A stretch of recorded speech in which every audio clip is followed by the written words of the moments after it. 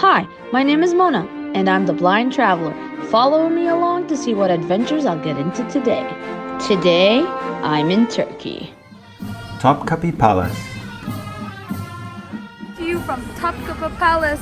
This place is phenomenal, like phenomenal. You could probably spend all day here, but we don't have all day, so I'm gonna keep it brief.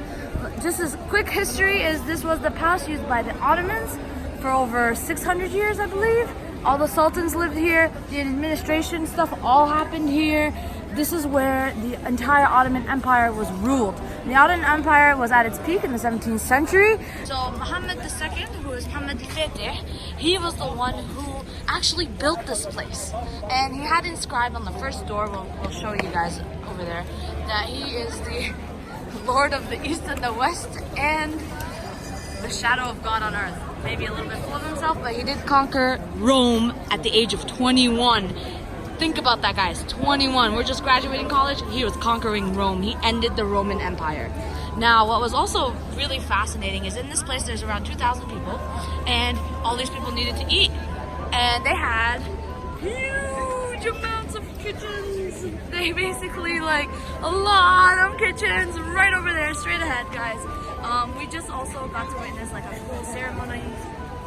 Another interesting fact is the council, so basically the Sultans administration, they would gather Saturday through Tuesday in that building over there. They would do their business every day after Fajr time. And the Sultan was able, there was a specific window inside, and he could listen to them or not. They never knew. So the Sultan was able to kind of keep an ear on them, so to speak.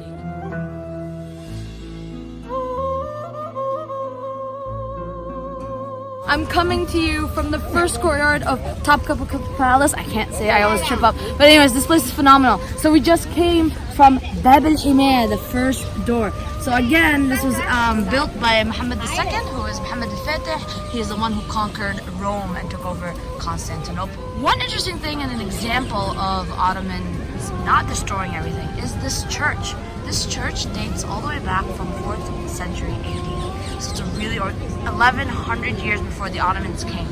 So they saw this church, they didn't really care about it, they left it as it is. They used it as a while for holding their weapons.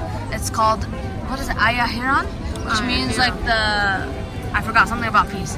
But anyways, they just left it alone. And this church turned into the first oldest museum in this area. They turned it into a museum in 1869. So people can come and see the church. It's still intact, it's still preserved, it's phenomenal. They just touched it because they didn't care. They cared about Hagia Sophia. That's what they converted into a mosque. Then we have over there the archaeological museum that I hope that I get to check out. And then if you go all the way over there, that's Bab al-Salam, that's the door to the main administrative area. Interesting story, people or the Sultans used to walk out from there to Hagia Sophia on Friday prayer, on the day, basically it's the holy day for the Muslims, for us, and the noon prayer, and they would walk and everybody could see them going all the way to Hagia Sophia for a Friday prayer. Public. Now the Sultan, the Ottoman Sultan at the time, when they lost World War I, he actually signed off a paper giving the land to the British. And that's when Kemal Atatürk jumped in and was like, no, we deserve to be free. So, given Kemal Atatürk his interesting history, whatever you might think of him, he did prevent the British from colonizing this land. Interesting facts, so stay tuned!